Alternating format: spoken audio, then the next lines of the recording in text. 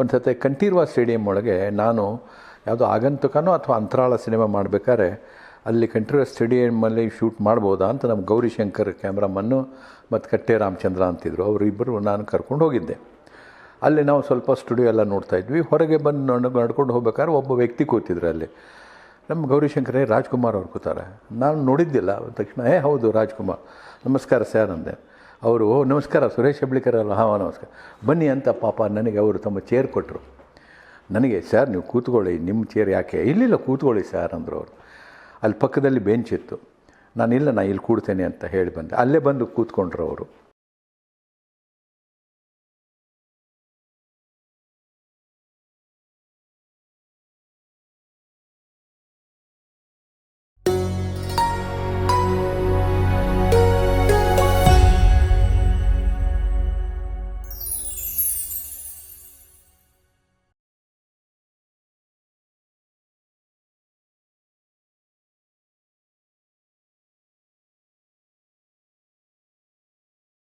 ನೀವು ಅನಿಲ್ ಕಪೂರ್ ಜೊತೆ ಪಲ್ಲವಿ ಆ್ಯಕ್ಟ್ ಮಾಡಿದ್ದೀರಿ. ಅವ್ರ ಜೊತೆ ತುಂಬ ಒಡನಾಟ ತುಂಬ ಚೆನ್ನಾಗಿದೆ. ಮತ್ತು ಅವ್ರ ನಟರಾಗಿ ಹೇಗೆ, ಮತ್ತು ಅವ್ರ ಸಿನಿಮಾಗಳನ್ನ ನೀವು ಯಾಕೆ ನಿರ್ದೇಶನ ಮಾಡೋಕ್ಕೆ ಸಾಧ್ಯವಾಗಲಿಲ್ಲ? ನಾನು ಮಾಡಬೇಕಾಗಿತ್ತು ಅಂತ ನನಗೂ ಅನಿಸುತ್ತೆ. ನನಗೆ ಅನಿಸಿತ್ತು ಒಂದು ಸರ್ತಿ, ಇದನ್ನು ಹೇಳಿದ್ದೆ ನಾನು ಅನಂತ್ ನಾಗು, ನಾನು ಹಾವು ಏಣಿ ಆಟ ಮಾಡಬೇಕಾದ್ರೆ ಹಿಂಗೆ ಮಾತಾಡ್ತಾ ಬಂದ್ವಿ, ಈ ಕತೆ ಇದೆ ನನ್ನಲ್ಲಿದೆ, ಇದನ್ನು ಮಾಡಬೇಕು ಅನ್ನಿಸ್ತದೆ ಅಂತ. ಆವಾಗ ಇಬ್ಬರನ್ನು ಹಾಕ್ಕೊಂಡು ಅಥವಾ ನಾನು ಅನಂತ್ ಇಬ್ಬರು ಮಾಡಿ ಹಿಂದಿ ಒಳಗೆ ಮಾಡೋಣ ಅಂತಿತ್ತು. ಮಾಡು ಭಾಳ ಚೆನ್ನಾಗಿದೆ ಅಂತಂದಿದ್ದ. ಇದು ಏನು ಕೆಲವೊಂದು ಸರ್ತಿ ಅದು ಏನಾಗುತ್ತೆ ಈ ಥರ. ಆ್ಯಕ್ಚುಲಿ ನನ್ನ ತಂದೆಯ ತಮ್ಮ, ನಮ್ಮ ಚಿಕ್ಕಪ್ಪ, ಅವರು ಸೆಕೆಂಡ್ ವರ್ಲ್ಡ್ ವಾರ್ನಲ್ಲಿ ಅವರು ಗ್ರೀಸು, ಫ್ರಾನ್ಸು ಅತ್ಲಾಗೆಲ್ಲ ಇಟಲಿಯಲ್ಲೆಲ್ಲ ಫೈಟ್ ಮಾಡಿದರು. ಅವರು ಮಿಲಿಟ್ರಿಯಲ್ಲಿದ್ದರು ಆವಾಗ. 1939, ನಾನು ಹುಟ್ಟಿರಲಿಲ್ಲ. ನನ್ನ ತಾಯಿಯವರ ಬಗ್ಗೆ ಕತೆ ಹೇಳ್ತಿದ್ರು, ಭಾಳ ಸುಂದರವಾದ ಕತೆ. ಅವರು ಒಂದು ಗ್ರೀಕ್ ಹುಡುಗಿ ಜೊತೆಗೆ ಪ್ರೀತಿ ಆಗ್ತದೆ ಅವ್ರದ್ದು. ಯಾಕಂದರೆ ಎರಡನೇ ಯುದ್ಧ ಮುಗಿದಾದಮೇಲೆ ಅವ್ರಿಗೆ 6 ತಿಂಗಳವರೆಗೆ ಗ್ರೀಸಿಗೆ ಕಳಿಸ್ತಾರೆ. ಆವಾಗ ಅವರು ನಮ್ಮ ತಂದೆಗೆ ಪತ್ರ ಬರೆದ್ರು, ನಾನು ಗ್ರೀಸಿಗೆ ಹೋಗ್ತಾ ಇದ್ದೇನೆ, 6 ತಿಂಗಳಾದಮೇಲೆ ಬರ್ತೇನೆ ಅಂತ. 6 ತಿಂಗಳಾದಮೇಲೆ ಬರಲ್ಲ ಅವರು. ಒಂದು ಗ್ರೀಕ್ ಹುಡುಗಿ ಜೊತೆಗೆ ಅವ್ರದ್ದು ಒಂದು ಪ್ರೇಮ ಬೆಳೀತದೆ. ಆಮೇಲೆ ಒಂದು ಪತ್ರ ಬರೀತಾರೆ, ನಾನು ಗ್ರೀಕ್ ಒಂದು ಹುಡುಗಿನ ಮದುವೆ ಆಗ್ತಾ ಇದ್ದೇನೆ ಅಂತ. ಅದಾದಮೇಲೆ ಅವರು ನಾಪತ್ತೆ ಅಲ್ಲಿಂದ. ಯಾವುದು ಪತ್ರ ಬರಲ್ಲ, ಏನೂ ಬರಲ್ಲ. ಕಡೆಗೆ ಒಂದು ಲೆಟ್ರ್ ಬರ್ತದೆ, ಈ ಥರ ನಿಮ್ಮ ತಮ್ಮ ಇದ್ದವರು ಅವರು ಬಾಡಿ ಸಿಕ್ಕಿದೆ ಸಮುದ್ರದೊಳಗೆ ಅಂತ. ಇಷ್ಟು ಒಂದು ಅವರು ಇಟಲಿಯೊಳಗೆ ಫೈಟ್ ಮಾಡಬೇಕಾದ್ರೆ, ಇಟಲಿಯೊಳಗೆ ಬೆಳಗ್ಗೆ 4 ಗಂಟೆ ಆಗಿದೆ, ಇಲ್ಲಿ ಹಿಮ ಬೀಳ್ತಾ ಇದೆ, ಇನ್ನೊಂದು ಅರ್ಧ ಗಂಟೆ ನಾವು ಹೆಚ್ಚು ಉಳಿದ್ರೆ ಬಹುಶಃ ಗನ್ ತೊಗೊಂಡು ಬೇರೆಯವರು ಬರ್ಬೋದು, ಅದನ್ನ ಇಲ್ಲೇ ಕಟ್ ಅಂತ ಅಷ್ಟೇ ಲೆಟ್ರು. ಈ ಥರ ಕೆಲವೊಂದು ಲೆಟರ್ಸು ಬಂದಿದ್ದು ನಮ್ಮ ತಂದೆ ಹೇಳ್ತಿದ್ರು. ಸೊ ಅದರ ಮೇಲೆ ಒಂದು ಕಥೆ ಮಾಡಿದ್ದೆ. ನನ್ನ ಕೇರಳದಲ್ಲಿ ಕೆಲವರು ಹೇಳಿದ್ರು, ಎಂಥ ಅದ್ಭುತವಾದಂಥ ಸ್ಟೋರಿ ಇದು, ನೀವು ಮಾಡಿರಿ ಅಂತ. ನನಗೂ ಮಾಡಬೇಕು ತುಂಬ ಇದೆ. ಆದರೆ ಹೀಗೆ ಕೆಲವೊಮ್ಮೆ ಈ ಪರಿಸರದಲ್ಲಿ ಬಿದ್ದು ಅಲ್ಲಿ ಹೋಗಿ ಇಲ್ಲಿ ಹೋಗಿ ಈ ಒಡನಾಟದೊಳಗೆ, ಈ ಓಡಾಟದೊಳಗೆ ಕೆಲವೊಂದು ಮಾಡಲಿಕ್ಕೆ ಆಗ್ತದೆ, ಫೋಕಸ್ ಮಾಡೋಕ್ಕಾಗಲಿಲ್ಲ, ಡೈವರ್ಟ್ ಆಯಿತು ಅಂತ ಅನಿಸುತ್ತಾ? ಅದನ್ನೇನಾದ್ರು ಮುಂದುವರಿಸ್ತೀರಾ ಈಗ? ಖಂಡಿತವಾಗಿ ನಾನು ಮಾಡಬೇಕಂತೆ. ನನ್ನ ಫ್ರೆಂಡ್ ಒಬ್ಬನು ಪ್ಯಾರಿಸ್ ಒಳಗಿದ್ದಾನೆ. ಅವನು ಹೇಳಿದ, ನನ್ನ ಹೆಂಡತಿ ಒಂದು ಮನೆ ತೊಗೊಂಡಾಳೆ ಗ್ರೀಸ್ ಒಳಗೆ, ನೀ ಈಗ ಯೂಸ್ ಮಾಡು ಅಂತಂದ. ಇವತ್ತಿಗೂ ಸೊ ಆ ಥರ ಎಲ್ಲ ಇದೆ, ಇಲ್ಲಂತಲ್ಲ. ಒಂದು ಫ್ರಾನ್ಸ್ ದೇಶದ ಒಂದು ಹುಡುಗಿನ ಹಾಕ್ಕೊಂಡು ಅಲ್ಲಿ ಮಾಡಬೇಕು ಅಂತ ಇದೆ ನನಗೆ. ನೋಡೋಣ ಏನಾಗುತ್ತೆ. ನೀವು ತಾಯಿ ಸಾಹೇಬದಲ್ಲಿ ಜಯಮಾಲ ಅವ್ರ ಜೊತೆ ಸಾಹೇಬಾಗಿ ಮಾಡ್ತೀರಿ, ಅದು ಅನುಭವ ಹೇಗೆ? ಗಿರೀಶ್ ಕಾಸರವಳ್ಳಿ ತುಂಬ ಒಳ್ಳೆ ಫಿಲ್ಮ್ ಡೈರೆಕ್ಟರ್, ಅದ್ರ ಬಗ್ಗೆ ಸಂಶಯನೇ ಇಲ್ಲ. ಅವ್ರ ಜೊತೆ ಭಾಳ ಅದ್ಭುತವಾದಂಥ ಮತ್ತು ಭಾಳ ಸಂಭಾವಿತ ಮನುಷ್ಯ, ಒಳ್ಳೆ ಮನುಷ್ಯ. ಅವ್ರ ಜೊತೆಗೆ ಇರೋದೇ ಒಂದು ಸಂತೋಷ. ಗಿರೀಶ್ ಜೊತೆಗೆ ಯಾವುದೇ ಒಂದು ರೀತಿಯಲ್ಲಿ ತನ್ನ ಗ್ರಹಿಕೆಯನ್ನು, ತನ್ನ ಜ್ಞಾನವನ್ನು, ತನ್ನ ಇದನ್ನು ಅಹಂಕಾರವನ್ನು ತೋರಿಸೋಂಥ ಮನುಷ್ಯ ಅಲ್ಲ. ಗಿರೀಶಿಗೆ ಭಾಳ ಸಭ್ಯವಾದಂಥ, ಭಾಳ ಜ್ಞಾನಿ. ಅದರೊಳಗೆ ಸಿನಿಮಾ ಬಗ್ಗೆ ಅಸಾಧ್ಯವಾದಂತಹ ನಾಲೆಜ್ ಇದೆ. ಅವನು ಹೇಳ್ತಾನೆ, ಇವತ್ತು ಕ್ಲೋಸಪ್ ಕೂಡ ಯಾಕೆ ತೊಗೋಬೇಕು, ನಾವು ಸುಮ್ಮನೆ ಕ್ಲೋಸಪ್ ತೊಗೋತೀವಿ, ಕ್ಲೋಸಪ್ ತೊಗೊಳ್ಳೋ ಕಾರಣ ಏನು ಅಂತ ಕೇಳ್ತಾರೆ ಅವರು. ಯಾಕೆ ತೊಗೋಬೇಕು, ಮಿಡ್ ಲಾಂಗ್ ಶಾಟ್ ಯಾಕೆ ತೊಗೋಬೇಕು, ಲಾಂಗ್ ಶಾಟ್ ಯಾಕೆ ತೊಗೋಬೇಕು, ಇವೆಲ್ಲದಕ್ಕೂ ಪ್ರತಿಯೊಂದಕ್ಕೂ ಒಂದು ಇದು ಇದೆ, ಲಾಜಿಕ್ ಇದೆ. ಪ್ರತಿಯೊಂದಕ್ಕೂ ವಿಧಿವಿಧಾನ ಇದೆ. ವಿಧಿವಿಧಾನಗಳಿಲ್ಲದೆ ನಾವು ಸಿನಿಮಾ ಮಾಡಿದರೆ ಅದು ಇದು ಆಗುತ್ತೆ. ಸೊ ಈ ರೀತಿ ಗಿರೀಶನ್ನ ಫಿಲ್ಮ್ ಮೇಕಿಂಗು ಅದರೊಳಗೆ ನನ್ನ ರೋಲ್ ತುಂಬ ಚೆನ್ನಾಗಿ ಬಂತು. ಅದು ಅದರೊಳಗೆ ನಾನು ಎಕ್ಸ್ಪೆಕ್ಟ್ ಮಾಡಿದ್ದೆ ಅದಕ್ಕೇನೋ ಒಂದು ಅವಾರ್ಡ್ ಬರ್ಬೋದು ನನಗೆ ಅಂತ. ಬಟ್ ನೀವೇ ಹೇಗಿತ್ತದು ಪಾತ್ರ? ಭಾಳ ಚೆನ್ನಾಗಿ. ಅಪ್ಪ ಸಾಹೇಬ್ ಅಂತ ನಾನು ಇದಕ್ಕಿದ್ದಂಗೆ ಬಡಬಡಿಸ್ತೇನೆ. ನಾನು ಇದು ನನ್ನ ದೇಶದ ಫ್ರೀಡಮ್ ಬಗ್ಗೆ, ನಾನು ಸ್ವಾತಂತ್ರ್ಯದ ಬಗ್ಗೆ ಹೋರಾಟ ಮಾಡಿದ್ದು, ನನ್ನ ಮನೆತನ, ಗೌರವ, ಅದು ನನ್ನ ಇನ್ನೊಬ್ಬಳು ಜೊತೆಗೆ ಒಂದು ವ್ಯವಹಾರ ಇರ್ತದೆ, ಅದು ಕೂಡ ಏನು ನನ್ನ ಇದರಿಂದಲೇ, ನನ್ನ ವೈಯಕ್ತಿಕವಾದ ನನ್ನ ಪರ್ಸ್ನಾಲಿಟಿಯಿಂದನೇ ನಾನು ಅದು ಇಟ್ಕೊಂಡಿರ್ತೇನೆ. ಅಂದರೆ ಆ ರೀತಿ ಬಿಹೇವಿಯರ್ ತೋರಿಸ್ಬೇಕಾಗ್ತದೆ ಅಲ್ಲಿ, ಆ ರೀತಿಯ ಒಂದು ಸಂದರ್ಭಗಳು, ಆ ರೀತಿಯ ಒಂದು ನಟನೆ ಎಲ್ಲ ತೋರಿಸ್ಬೇಕಾಗಿತ್ತು. ಅದು ತೋರಿಸಿದೆ, ಅದು ಚೆನ್ನಾಗಿ ಬಂದಿದೆ.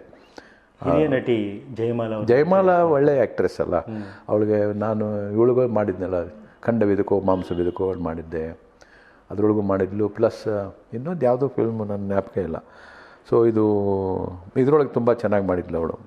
ಯಾವುದು ಅದೇ ಗಿರೀಶ್ ಅವ್ರದ್ದು ತಾಯಿ ಸಾಹೇಬ, ಒಳ್ಳೆ ರೋಲ್ ಮಾಡಿದ್ಲು ಅವಳೇ, ಅದರೊಳಗೆ ಮೇನ್ ರೋಲ್, ಲೀಡ್ ರೋಲು.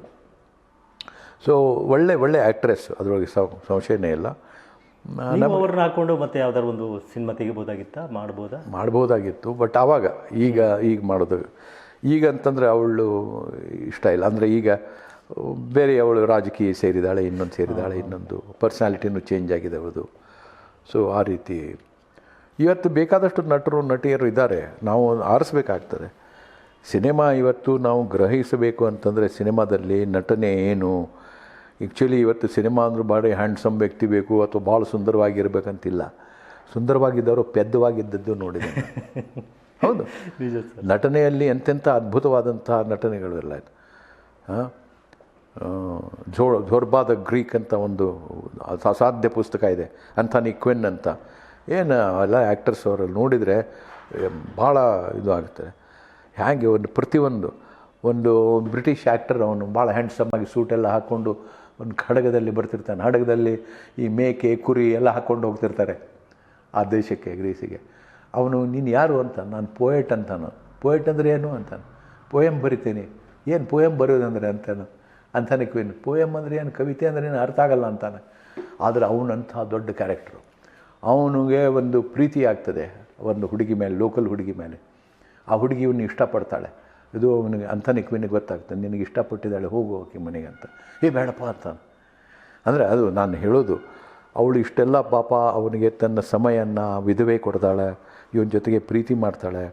ಆದರೆ ಅವಳನ್ನ ಕಡೆಗೆ ಆ ಊರಿನ ಜನಕ್ಕೆ ಗೊತ್ತಾಗ್ತಾರೆ ಈಕೆನ ಕೊಂದು ಹಾಕಬೇಕು ಅಂತ. ಕೊಂದು ಹಾಕ್ಲಿಕ್ಕೆ ಹೋದಾಗ ಇವನು ಬದಿಗೆ ಹೋಗಿ ನಿಂತಿರ್ತಾನೆ ಆ ಪೊಯೆಟ್. ಆವಾಗ ಇವನಿಗೆ ಏನೂ ಸಂಬಂಧ ಇಲ್ಲ. ಅವನು ಹೋಗಿ ಹಿಡಿತಾನೆ, ಯಾರನ್ನು ಹೊಡಿತಾ ಇದೆ ಆ ಮಗನೇ ಅಂತ. ಅವನು ಉಳಿಸ್ತಾನೆ ಆಕಿನ್ನ, ಅಂತಾನೆ ಕ್ವೀನ್. ಇದು ಅದ್ಭುತವಾದ ಸ್ಟೋರಿಗಳು ಇವೆಲ್ಲ. ಇಂಥದ್ದೇ ಒಂದು ಅದ್ಭುತವಾದ ಸ್ಟೋರಿ ಕನ್ನಡದಲ್ಲೇ ನೀವು ಮಾಡ್ತಾ ಇದ್ರಿ, ಋಷ್ಯಶೃಂಗ ಅಂತ. ಋಷ್ಯಶೃಂಗ ತುಂಬ ಒಳ್ಳೆ ಸ್ಟೋರಿ. ಅದು ಅದರಲ್ಲಿ ನಮ್ಮ ಕಾರಂತರಿಗೆ ನ್ಯಾಷನಲ್ ಅವಾರ್ಡ್ ಬಂತು. ಒಳ್ಳೆ ಮ್ಯೂಸಿಕ್. ಹೌದು, ಅವರು ಮ್ಯೂಸಿಕ್ ಕೊಟ್ಟಿದ್ರು ಅದಕ್ಕೆ. ನಾನು ಹಾಡಿದ್ದೇನೆ ಕೂಡ ಅದರಲ್ಲಿ. ಅದೇ ಮೇಕಿಂಗ್ ಎಲ್ಲ ಹೇಗೆ ನೆನಪಿಸ್ಕೋಬೋದು, ಹೇಗೆ ಅದು ಸುಂದರವಾಗಿತ್ತು. ಬಟ್ ಏನು ಅದು ಸ್ವಲ್ಪ ಪ್ರಸಾದ್ ಏನು ಯಾವುದೇದೋ ಅದು ಒಂಚೂರು ಅಲ್ಲಿ ಇಲ್ಲಿ ಏನು ಇದು ಆಯಿತು ಅದರೊಳಗೆ. ಆ ಸಿನಿಮಾದಲ್ಲಿ ಒಂದು ಸ್ವಲ್ಪ ಅಂದರೆ ಇದೊಂದು ಕ್ರೊನಾಲಾಜಿಕಲಿ ಅಂದರೆ ಒಂದರ ಹಿಂದೆ ಇನ್ನೊಂದು ಬರೋದು ಎಲ್ಲ ಅದರೊಳಗೆ ಫ್ಲ್ಯಾಶ್ ಬ್ಯಾಕ್ ಕೆಲವು ಬಂತು. ಸ್ವಲ್ಪ ಕನ್ಫ್ಯೂಷನ್ ಮಾಡ್ತದು, ನಡ್ಕೊತ ಹೋಗೋದು. ಅದರೊಳಗೆ ಕೆಲವೊಂದು ಅರ್ಥ ಆಗಲಿಲ್ಲ. ಯಾಕಂದ್ರೆ ಪ್ರಸಾದ್ಗೂ ಅರ್ಥ ಆಗಿಲ್ಲ ಅಂತ ಅನ್ನಿಸ್ತದೆ. ನಾನು ಕೇಳಿದೆ, ನನಗೆ ಬರೀ ನಡಿ ಅಂತ ಹೇಳ್ತಿರ್ತಾನೆ. ನಡೀತಾ ಇರ್ತೇನೆ, ಮುಂದೇನೂ ಆಗೋದಿಲ್ಲ. ಅಲ್ಲ, ಯಾರು ನಡಿ ಅಂತ ನನ್ನ ಕಾಲು ತೋರಿಸ್ತಿದ್ದಿ, ಏನಾದರೂ ಕಾಲು ಹಾವರೆ ಬರಬೇಕು ಅಥವಾ ತೆಗ್ಗರೆ ಇರಬೇಕು, ಬೀಳಬೇಕು. ಬರೀ ನಡ್ಕೊಂಡು ಹೋಗಿ ಬಂದ್ ಮಾಡಿಬಿಟ್ರೆ ಏನರ್ಥ, ಏನಾಗುತ್ತೆ? ಹಂಗದು ನಾನು ಬೇಕು ಅಂತಂದ. ಏನೋ ತೋರಿಸ್ಬೋದು ಅಂತ. ಆಮೇಲೆ ಹೋಗಿ ನಾವು ಥಿಯೇಟರ್ನೊಳಗೆ ಕೂತ್ಕೊಂಡಾಗ ಎಲ್ಲ ಫುಲ್ ಹೌಸ್ ಇತ್ತು ಸಂಡೇ. ಆಮೇಲೆ ಏಡ್ರಲೆ ಅಂತಂದರು ಎಲ್ಲ ಆಡಿಯನ್ಸು. ಅಂದರೆ ಒಂದು ಕಡೆಗೆ ಒಂದು ಈ ಥರ ಕೆಲವೊಂದು ಈ ನಮ್ಮ ಆರ್ಟ್ ಫಿಲ್ಮ್ಸ್ ಒಳಗೆ ಈ ಥರ ಆಗುತ್ತೆ. ಅಂದರೆ ನೀವು ಅನಂತ್ ಜೊತೆ ಹಾವು ಎಣೆಯಾಟ ಹೌದು ಸಿನಿಮಾ ಮಾಡ್ತೀರಿ, ಅದರಲ್ಲಿ ಪಾತ್ರ ಹೇಗಿತ್ತು? ಅದರೊಳಗೆ ಆಟ ಹೇಗಿತ್ತು? ಅದ್ರೊಳಗೆ ಹಾವು ಎಣೆ ಆಟ ನಂದೇನಂತ ಒಳ್ಳೆ ರೋಲ್ ಇರಲಿಲ್ಲ ಅನ್ನಿಸ್ತದೆ. ಯಾಕೆ ನೀವು ಪ್ರಸಾದ್ ಹೇಳಿದೆ ನಿಂದು ಒಳ್ಳೆ ರೋಲ್ ಫ್ಯಾಂಟಾಸ್ಟಿಕ್ ಅಂದ. ನನ್ನ ಒಳ್ಳೆ ಸ್ನೇಹಿತ. ಅಲ್ಲಿ ಹೋಗಿ ನೋಡಿದರೆ ಅದು ನನಗೆ ಒಳ್ಳೆ ರೋಲ್ ಅನ್ನಿಸ್ಲಿಲ್ಲ. ಮತ್ತೆ ನಿಮ್ಮನ್ನು ಆಯ್ಕೆ ಮಾಡಿದ್ದು ಮಾನದಂಡ ಏನಿರ್ಬೋದು ಅವ್ರಿಗೆ? ನೀವೇ ಬೇಕು ಅಂತ? ನಾನು ಅದರೊಳಗೆ ಇದು ಮಾಡಿದ್ನಲ್ಲ ಋಷ್ಯಶೃಂಗ, ಅದರೊಳಗೆ ಮೇನ್ ಹೀರೋ ನಾನೇ. ಹೌದು. ಅದರೊಳಗೆ ತುಂಬ ಸುಂದರವಾಗಿ ಮಾಡಿದ್ದ ಅದನ್ನೆಲ್ಲ. ನಾನು ಕುದುರೆ ಮೇಲೆ ಬರೋದು, ಅವಳ ಮೇಲೆ ನಾನು ನನ್ನ ಮಾಲಿ ಒಗೆಯೋದು, ಆ ಹೀರೋಯಿನ್ ಮೇಲೆ. ಅವಳು ನನ್ನ ನೋಡಿ ತನ್ನ ತಂದೆಗೆ ಹೋಗಿ ತನ್ನ ತಾಯಿಗೆ ಹೋಗಿ ಹೇಳ್ತಾಳೆ, ನಾನು ಒಂದು ಅದ್ಭುತ ಮನುಷ್ಯನ ನೋಡಿದೆ, ನನಗಿದನ್ನು ಮಾಲೆ ಕೊಟ್ಟಿದ್ದಾನೆ. ಅವೆಲ್ಲ ನನ್ನ ಒಳ್ಳೆ ಚೆನ್ನಾಗಿ ಮಾಡಿದ್ದ. ನಿಮ್ಮ ಜೊತೆ ನಾಯಕಿಯಾಗಿ ಮಾಡಿದ್ದು ಯಾರು ಸರ್ ಪಾತ್ರ? ಗೌರಿ. ಇವಳು ಸುಂದರ ನಮ್ಮ ಗೊಬ್ಬಿ ವೀರಣ್ಣವ್ರ ಮೊಮ್ಮಗಳು ಸುಂದರ್ಶ್ರೀ. ಸುಂದರ್ಶ್ರೀ ಮಾಡಿದ್ಲು. ಅವಳು ಸುಂದರವಾಗಿದ್ದು, ಭಾಳ ಸುಂದರವಾಗಿದ್ದು ಅವಳು, ಹೆಸರು ಚಿಕ್ಕವಳಿದ್ಲು. ಹಾಂ, ಹೇಗಿತ್ತು ಅದು ಒಟ್ಟು? ಅದು ಭಾಳ ಚೆನ್ನಾಗಿತ್ತು, ಭಾಳ ಬ್ಯೂಟಿಫುಲ್ ಸಿನಿಮಾ ನಿಜವಾಗಿ. ಕಂಬಾರರ ಕತೆ, ಅದು ಕಂಬಾರರ ಕತೆ ಭಾಳ ಸುಂದರವಾಗಿ ಮಾಡಬಹುದಾಗಿತ್ತು ಅಂತ ಅನ್ನಿಸ್ತದೆ ನನಗೆ.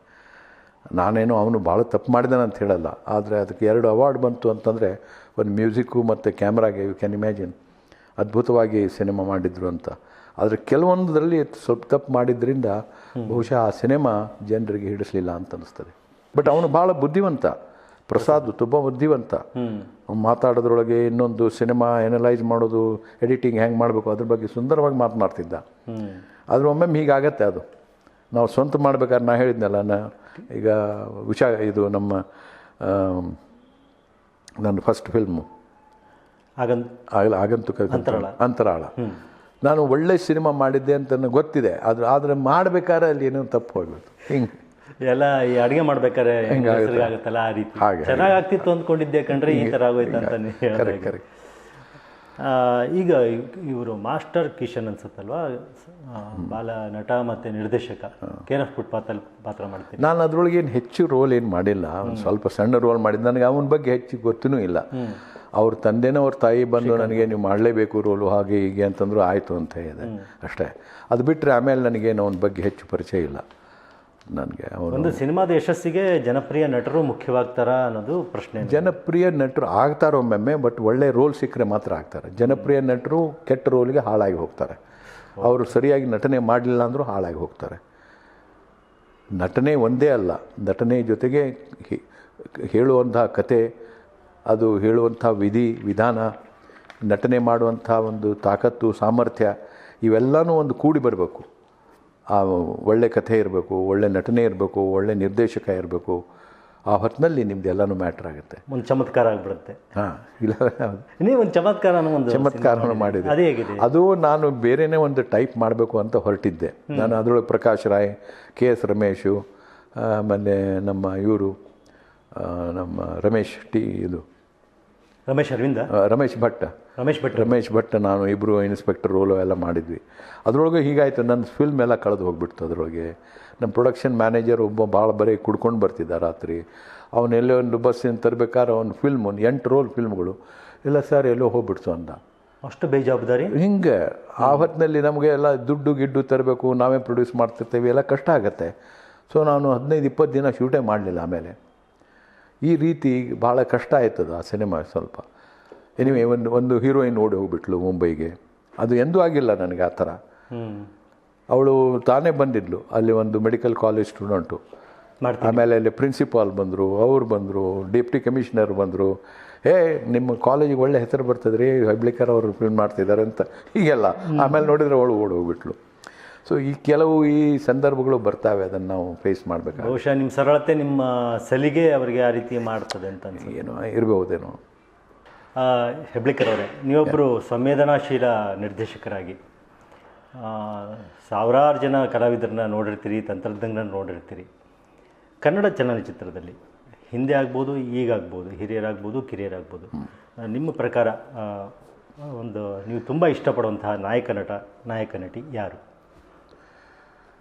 ನನಗೆ ಆ ಥರ ಸ್ವಲ್ಪ ಕಷ್ಟ ಅಂತಂದರೆ, ನಾನು ಪ್ರತಿಯೊಂದು ಸಿನಿಮಾನ ಅದರದೇ ಒಂದು ದೃಷ್ಟಿಕೋನದಲ್ಲಿ, ಅದರದೇ ಫ್ರೇಮ್ವರ್ಕಲ್ಲಿ ನೋಡ್ತೇನೆ. ಆದ್ದರಿಂದ ನನಗೆ ಈ ಥರ ನಾಯಕ ನಟರು ಅಥವಾ ನಾಯಕ ನಟಿ ಅಂತ ನನಗೆ ಆ ರೀತಿ ಹೇಳೋದು ಕಷ್ಟ ಆಗ್ಬೋದು. ಆದರೆ ಕನ್ನಡ ಮಾತಾಡೋದ್ರೊಳಗೆ ರಾಜ್ಕುಮಾರ್ ತುಂಬ ಚೆನ್ನಾಗಿ ಮಾತಾಡ್ತಿದ್ರು ಕನ್ನಡ.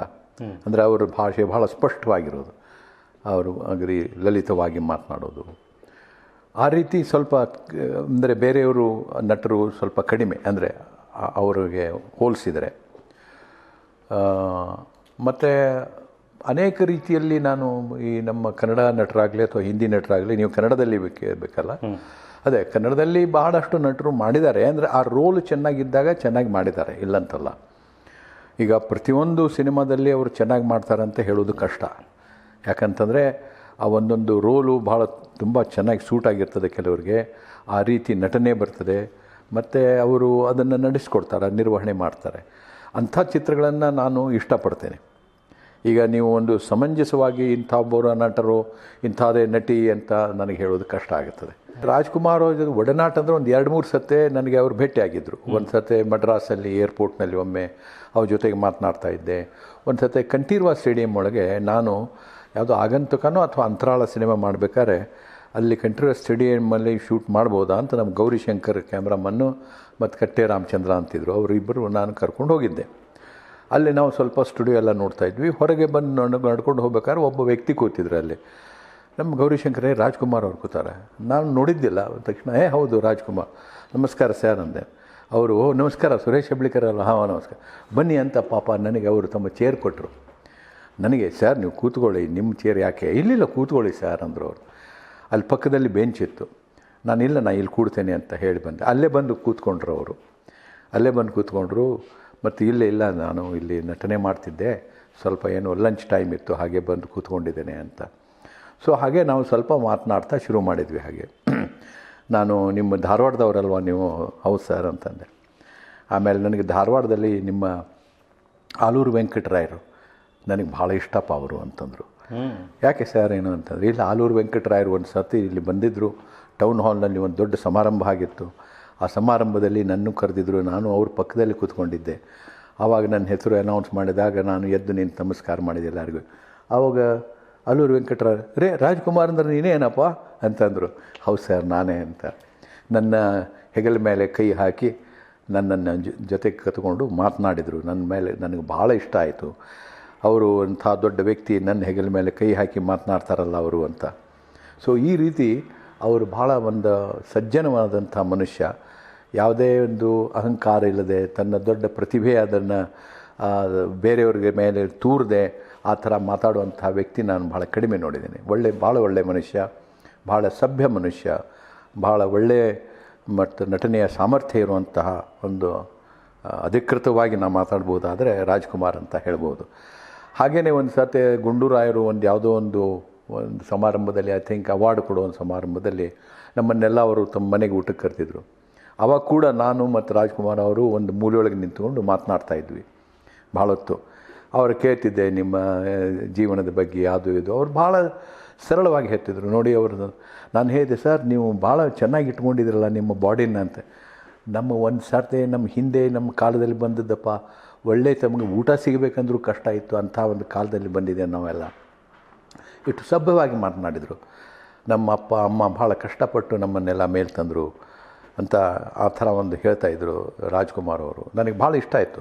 ಅಂದರೆ ಅವರು ಸಜ್ಜನಿಕೆ ಮತ್ತು ಹೇಳುವಂತಹ ನಮ್ರತೆ ಅದು ಅವರಲ್ಲಿ ಕಾಣ್ತಿತ್ತು, ಮುಖದಲ್ಲಿ, ಅವರ ಭಾಷೆಯಲ್ಲಿ, ಅವರ ಶಬ್ದಗಳಲ್ಲಿ ನಾವು ನೋಡ್ತಾ ಇದ್ವಿ. ಸೊ ಈ ರೀತಿ ನನ್ನ ಅವ್ರ ಜೊತೆಗೆ ಒಡನಾಟ. ಆ ಮಡ್ರಾಸಲ್ಲಿ ಏರ್ಪೋರ್ಟ್ನಲ್ಲಿ ಭೇಟಿ ಆದಾಗ ಅವ್ರ ಬಗ್ಗೆ ಐ ಥಿಂಕ್ ಏನೋ ಇವರು ಚೀಫ್ ಮಿನಿಸ್ಟರ್ ಆಗ್ಬೋದು ಹಾಗೆ ಹೀಗೆ ಅಂತೆಲ್ಲ ನಡೆದಿತ್ತು ಅವಾಗ ಇವರು. ಸೊ ನಾ ಕೇಳಿದೆ, ನಿಮ್ಮ ಬಗ್ಗೆ ಭಾಳಷ್ಟು ಮಾತನಾಡ್ತಾ ಇದ್ದಾರೆ, ನೀವು ಯಾಕೆ ಆಗಬಾರ್ದು? ಇಲ್ಲಪ್ಪ ನನಗೆಲ್ಲ ಅರ್ಥ ಆಗೋದಲ್ಲ ರಾಜಕಾರಣ, ಇದೇ ನನ್ನದು ಜೀವನ ಅಂತಂದರು ಪಾಪ. ಸೊ ಆ ರೀತಿ ನನಗೆ ಅವರು ಇಷ್ಟ. ಅಂದರೆ ಅವರ ನಟನೆಯೂ ಇಷ್ಟ, ಅವರ ಪರ್ಸ್ನಾಲಿಟಿನೂ ಇಷ್ಟ, ಅವರ ನಡವಳಿಕೆ, ಅವರ ಗಾತ್ರ, ಅವರೆಲ್ಲನೂ ಒಂದು ರೀತಿಯಿಂದ. ಸೊ ಭಾಳ ಸಭ್ಯ ಮನುಷ್ಯ, ಭಾಳ ಸಜ್ಜನ ಮನುಷ್ಯ ಎಲ್ಲಕ್ಕಿಂತ ಹೆಚ್ಚು ಅಂತಂದರೆ. ಈಗಿನ ಕಲಾವಿದರಲ್ಲಿ ಆ ಸಜ್ಜನಿಕೆ, ಆ ವಿನಯಶೀಲತೆ ಕಡಿಮೆ ಇದೆ. ಅದು ಬೇಕು ಅಂತ ಅನಿಸುತ್ತೆ ಸರ್? ಖಂಡಿತವಾಗಿ ಬೇಕು ನನಗನ್ನಿಸೋದು. ಯಾಕಂದರೆ ಇದು ಅಂತ ನೋಡಿ, ಈ ಸಿದ್ಧಿ ಬರ್ತದೆ ಅಂತಾರೆ. ಸಿದ್ಧಿ ಹೇಗೆ ಬರ್ತದೆ? ಸಿದ್ಧಿ ಒಂದು ಧ್ಯಾನದಿಂದ ಬರ್ತದೆ, ಅಥವಾ ಸಿದ್ಧಿ ಒಂದು ನಿಮ್ಮ ಕಾನ್ಸಂಟ್ರೇಷನಿಂದ ಬರ್ತದೆ. ಆ ಹೊತ್ತಿನಲ್ಲಿ ನನಗೆ ರಾಜ್ಕುಮಾರ್ ಅನ್ನಿಸ್ತಾರೆ. ಆ ರೋಲ್ಗಳನ್ನು ಮಾಡಿದ್ದು, ಕೆಲವೊಂದು ಅವರು ಪಾತ್ರಗಳನ್ನು ಮಾಡಿದ್ದಾರೆ, ಭಾಳ ಅದ್ಭುತವಾಗಿ ಮಾಡಿದ್ದಾರೆ. ಯಾಕಂದರೆ ಆ ಸಿದ್ಧಿ ಪಡ್ಕೊಂಡು ಮನುಷ್ಯನಿಗೆ ಆಗುತ್ತದೆ ಅಂತ ನನಗೆ ಅನ್ನಿಸ್ತದೆ. ಸಿದ್ಧಿ ಅಂತಂದರೆ ಏನು ಭಾಳ ನೀವು ದೊಡ್ಡ ಸಂತರಾಗಬೇಕಂತಲ್ಲ. ಯಾವುದೇ ಒಂದು ವೃತ್ತಿಯಲ್ಲಿ ನೀವು ತುಂಬ ಒಂದು ಗ್ರಹಿಕೆ ಮಾಡಿ ತುಂಬ ಮುಂದೆ ಅದನ್ನು ಭಾಳ ಶುದ್ಧವಾಗಿ ಅಥವಾ ಪವಿತ್ರವಾಗಿ ಅಥವಾ ಭವ್ಯವಾಗಿ ತೋರಿಸ್ಬೇಕು ಅಂತಂದಾಗ ಸಿದ್ಧಿ ಬೇಕಾಗುತ್ತೆ. ಆ ಸಿದ್ಧಿ ರಾಜ್ಕುಮಾರ್ದಲ್ಲಿ ಇತ್ತು ಅಂತ ನನಗನ್ನಿಸ್ತದೆ. ಆ ಸಿದ್ಧಿ ಯಾಕಂತಂದ್ರೆ ಅವರು ತುಂಬ ಕಾನ್ಸಂಟ್ರೇಟ್ ಮಾಡ್ತಿದ್ರು. ಬೇರೆ ವೃತ್ತಿಯಲ್ಲಿ ಅವ್ರಿಗೆ ಇಂಟ್ರೆಸ್ಟ್ ಇರಲಿಲ್ಲ. ತುಂಬ ಚೆನ್ನಾಗಿ ಹಾಡ್ತಿದ್ರು, ಒಳ್ಳೆ ಧ್ವನಿ ಇತ್ತು, ಮತ್ತು ತುಂಬ ಒಳ್ಳೆ ನಟನೆ ಮಾಡ್ತಿದ್ರು. ಸೊ ಈ ರೀತಿ ನೋಡಿದಾಗ ಅವ್ರ ಬಗ್ಗೆ ನನಗೆ ಭಾಳ ಅಭಿಮಾನ ಇದೆ ಒಂದು. ಈಗ ಕನ್ನಡ ಚಲನಚಿತ್ರಗಳು ಮತ್ತೆ ಗತವೈಭವವನ್ನು ಮರುಕಳಿಸ್ಬೇಕು, ಮತ್ತೆ ಒಳ್ಳೊಳ್ಳೆ ಚಿತ್ರಗಳು ಬರಬೇಕು, ಏನಂತಾರೆ ಇಡೀ ಭಾರತೀಯ ಮಟ್ಟದಲ್ಲಿ ಅಥವಾ ವಿಶ್ವ ಮಟ್ಟದಲ್ಲಿ ಏನಾದರೂ ಕನ್ನಡದ ಬಗ್ಗೆ, ಕನ್ನಡ ಚಿತ್ರದ ಬಗ್ಗೆ ಏನಾದರೂ ಕೆಲಸ ಮಾಡಬೇಕು ಅಂದರೆ ಈಗ ಸಾಧ್ಯವಾಗುತ್ತಾ? ಆಗುತ್ತೆ, ಖಂಡಿತವಾಗಿ. ಯಾಕಂದರೆ ಸಿನಿಮಾ ಇವತ್ತಿಗೂ ಕೂಡ ಬೇರೆ ಜಗತ್ತಿನಲ್ಲಿ ನೋಡಿ, ನನ್ನ ಪ್ರಕಾರ ಸಿನಿಮಾ ಒಂದು ನಾನು ಇದು ನೋಡ್ತಿದ್ದೆ, ಒಬ್ಬ ಇಂಟರ್ವ್ಯೂ, ಅವನು ಯಾರೋ ಜರ್ಮನ್ ಡೈರೆಕ್ಟ್ರು, ಏನು ಅದ್ಭುತವಾಗಿ ಮಾತನಾಡ್ತಿದ್ದ, ಇಡೀ ಜಗತ್ತಿನ ಇತಿಹಾಸ ಹೇಳ್ತಿದ್ರು. ನಮ್ಮ ಧರ್ಮಯುದ್ಧ ಮತ್ತು ಆಯುಧ ಯುದ್ಧ ಇವೆಲ್ಲನೂ ಎಷ್ಟು ಚೆನ್ನಾಗಿ, second world war, first world war, ಆವಾಗ ರಷ್ಯನ್ಸ್ ಹೇಗೆ ಸತ್ತರು, ಜರ್ಮನ್ಸ್ ಹೇಗೆ ಸತ್ತರು, ಎರಡನೇ ಮಹಾಯುದ್ಧದ ಹಿಟ್ಲರಿಂದ ಪರಿಣಾಮ ಏನಾಯಿತು, ದುಷ್ಪರಿಣಾಮ ಏನಾಯಿತು, ಯಾವ ರೀತಿ ನಮ್ಮ ಜಗತ್ತಿನಲ್ಲಿ ಈ ಬೇರೆ ಬೇರೆ ಜನಾಂಗಗಳು ಮುಂದೆ ಬರಲಿಕ್ಕೆ, ಮತ್ತು ಸೈನ್ಸಲ್ಲಿ ಆಗಲಿ, ಲಿಟ್ರೇಚರ್ ಆಗಲಿ, ಅಥವಾ ಪೊಯೆಟ್ರಿ ಆಗಲಿ, ಅಥವಾ ರಾಜ್ಯ ಕಟ್ಟೋದರಲ್ಲಿ ಆಗಲಿ, ಇವು ಯಾವ ರೀತಿಯ ದೊಡ್ಡ ದೊಡ್ಡ ಘಟನೆಗಳು ಆಗಿಬಂದು ಎಂಥ ದೊಡ್ಡ ದೊಡ್ಡ ಜನ ಅದಕ್ಕೆ ತನ್ನ ಇಡೀ ಜೀವನವನ್ನು ಸಮರ್ಪಣೆ ಮಾಡಿದರು. ಇದ್ರ ಬಗ್ಗೆ ಅತ್ಯದ್ಭುತವಾಗಿ ಮಾತನಾಡ್ತಿದ್ದ ಡೈರೆಕ್ಟರು. ಇಂಥವರು ನಮಗೆ ಸಿಗೋದು ಕಷ್ಟ ಅನ್ನಿಸ್ತದೆ. ಸ್ಪೀಲ್ಬರ್ಗು ಇವರೆಲ್ಲ ಅದ್ಭುತವಾದಂಥ ಸಿನಿಮಾಗಳನ್ನು ಮಾಡ್ತಾರೆ. ನಿಮ್ಮ ಕಣ್ಣೆದುರಿಗೆ ನಡೀತಾ ಇದೆ, ನಿಮ್ಮ ಕಣ್ಣೆದುರಿಗೆ ನಡೀತಾ ಇದೆ ಅಂತನ್ನುವಂಥ ಒಂದು ಕೃತಿಗಳನ್ನು ಇದನ್ನು ಮಾಡ್ತಾರೆ, ಉದ್ಭವಿಸ್ತಾರೆ ಅವರು. ಆ ರೀತಿ ಆ ಒಂದು ಕ್ಯಾರೆಕ್ಟರು, ಆ ರೀತಿ ಲೈಟಿಂಗು, ಆ ರೀತಿ ನಟನೆ, ಆ ರೀತಿ ಡೈರೆಕ್ಷನ್ನು, ಆ ರೀತಿ ಮೂಮೆಂಟ್ ಕ್ಯಾಮ್ರದ್ದು ಅದು ಮಾಡಿದಾಗ ಭಯಂಕರವಾದಂಥ ಪರಿಣಾಮ ಆಗ್ತದೆ ನಮ್ಮ ಮೇಲೆ. ಭಯಂಕರ ಅಂತಂದರೆ ನಾವು ಆ ಶಬ್ದ ಯೂಸ್ ಮಾಡೋದು, ಭಯಂಕರ ಅಂದರೆ ಅತಿ ದೊಡ್ಡ ಪರಿಣಾಮ ಆಗ್ತದಂತ. ಈ ಥರ ಆ ಡೈರೆಕ್ಟರ್ಸಿಗೆ ಅರ್ಥ ಆಗಬೇಕು ಸಿನಿಮಾ ಯಾವ ರೀತಿ ಮಾಡಬೇಕು ಅಂತನ್ನೋದು. ಸಿನಿಮಾದ್ದು ಪ್ರಭಾವ ಏನಿದೆ, ಸಿನಿಮಾ ಇವತ್ತು ನಿಮ್ಮ ಮನಸ್ಸಲ್ಲಿ ಉಳಿಬೇಕು ಅಂತಂದರೆ ಅದು ಅದ್ಭುತವಾದಂಥ ಕಲೆ ಇದೆ. ನನಗೆ ಅನಿಸೋದು ನಿಮಗೆ ಸಿನಿಮಾ ಜಗತ್ತಿನಲ್ಲಿ ಆದಂಥ ಸಿನಿಮಾಗಳ ಬಗ್ಗೆ ಪರಿಚಯ ಇರಬೇಕು. ಅದು ಭಾಳ ಇಂಪಾರ್ಟೆಂಟ್ ಅನ್ನಿಸ್ತದೆ ನನಗೆ. ಯಾಕಂದರೆ ಈಗ ಫಾರ್ ಇನ್ಸ್ಟೆನ್ಸ್ ಚಾರ್ಲಿ ಚಾಪ್ಲಿನ್ ಮೂಕಿ ಫಿಲ್ಮ್ ಒಳಗಡೆ ಮಾಡ್ತಾ ಬಂದರು. ಚಾರ್ಲಿ ಚಾಪ್ಲಿನ್ ನನ್ನ ಪ್ರಕಾರ ಮಹಾತ್ಮ ಗಾಂಧಿ ಹೇಳಿದ್ದು, ಚಾರ್ಲಿ ಚಾಪ್ಲಿನ್ ಮಹಾತ್ಮ ಗಾಂಧಿಗೆ ಸಿನಿಮಾ ಏನು ಗೊತ್ತಿರಲಿಲ್ಲ, ಆದರೆ ಚಾರ್ಲಿ ಚಾಪ್ಲಿನ್ ಬಗ್ಗೆ ಹೇಳಿದ್ರು, if there is a genius in the films it is Chaplin ಅಂತ ಹೇಳಿದರು ಗಾಂಧಿ. ಯಾಕಂದರೆ ಚಾರ್ಲಿ ಚಾಪ್ಲಿನ್ ಸಿನಿಮಾಗಳು ಇವತ್ತು ಮಾಸ್ ಆ್ಯಂಡ್ ಕ್ಲಾಸ್ ಎರಡೂ ನೋಡ್ಲಿಕ್ಕೆ ಸಾಧ್ಯ. ಒಬ್ಬ ಕುರಿ ಕಾಯವನು ನೋಡಿ ಅದನ್ನು ಇಷ್ಟಪಡ್ತಾನೆ, ಬುದ್ಧಿಜೀವಿ ಕೂಡ ಒಬ್ಬನು ಕೂತ್ಕೊಂಡು ಇಷ್ಟಪಡ್ತಾನೆ ಅಂತನ್ನೋ ಸಾಮರ್ಥ್ಯ, ಆ ನಟನೆ, ಆ ಡೈರೆಕ್ಷನ್ನು, ಆ ರೀತಿ ಹೇಳುವ ರೀತಿ, ಇದೆಲ್ಲ ಚಾಪ್ಲಿನ್ಗೆ ತುಂಬ ಚೆನ್ನಾಗಿ ಗೊತ್ತಿದೆ. ಫ್ಯಾಂಟಾಸ್ಟಿಕ್. ಅದು ನನಗೆ ಅದ್ಭುತ ಅನ್ನಿಸ್ತದೆ. ಅವನು ಆ ನಟನೆ ಅದೆಲ್ಲ ಬಂದಿದ್ದು ಅಲ್ಲ, ಆದರೆ ಅವನಿಗೆ ಭಾಳಷ್ಟು ಸಾಮರ್ಥ್ಯ ಇತ್ತು, ಬುದ್ಧಿ ಇತ್ತು. ಅಂದರೆ ಒಂದು ಸಾಮಾಜಿಕವಾದಂತಹ ನೆಲೆ ಇತ್ತು ಅವನಲ್ಲಿ. ಅಂದರೆ ಒಂದು ಪಾವರ್ಟಿಯಿಂದ ಬಂದವನು. ಪಾವರ್ಟಿ ಅಂದರೆ ಏನು, ದೊಡ್ಡ ಇವತ್ತು ಸಮಾಜ, ರಿಚ್ ಆದಂಥ ಸಮಾಜ ಏನು, ಹೇಗೆ ಬಿಹೇವ್ ಮಾಡ್ತಾರೆ, ಯಾವ ರೀತಿ ನಡವಳಿಕೆ ಇರ್ತದೆ, ಯಾವ ರೀತಿ ಮನುಷ್ಯ ಅಂದರೆ ಒಂದು ಮೇಲೆ ತರಗತಿಗೆ ಬಂದವನು ಯಾವ ರೀತಿ ಬಿಹೇವ್ ಮಾಡ್ತಾ ಹೋಗ್ತಾನೆ, ಇವೆಲ್ಲನೂ ನಾವು ಗ್ರಹಿಸಿದರೆ ಉತ್ತಮವಾಗಿ, ಇದರ ಬಗ್ಗೆ ಸಾಮಾಜಿಕವಾದಂತಹ ಕಳಕಳಿ ನಮ್ಮಲ್ಲಿ ಇದ್ದರೆ ಅಥವಾ ಸಾಮಾಜಿಕ ಜ್ಞಾನ ನಮ್ಮಲ್ಲಿದ್ದರೆ ಬಹುಶಃ ಇದು ಫಿಲ್ಮ್ ಡೈರೆಕ್ಟರ್ಗೆ ಭಾಳ ಹೆಲ್ಪ್ ಆಗುತ್ತೆ. ಬೇರೆ ಬೇರೆ ಲ್ಯಾಂಗ್ವೇಜಲ್ಲಿ ಮಾಡಿದಂಥ ಫಿಲ್ಮ್ಗಳ ಪರಿಚಯನೂ ಕೂಡ ಅಗತ್ಯವಾಗಿದೆ ಅಂತ ನನಗನ್ಸೋದು.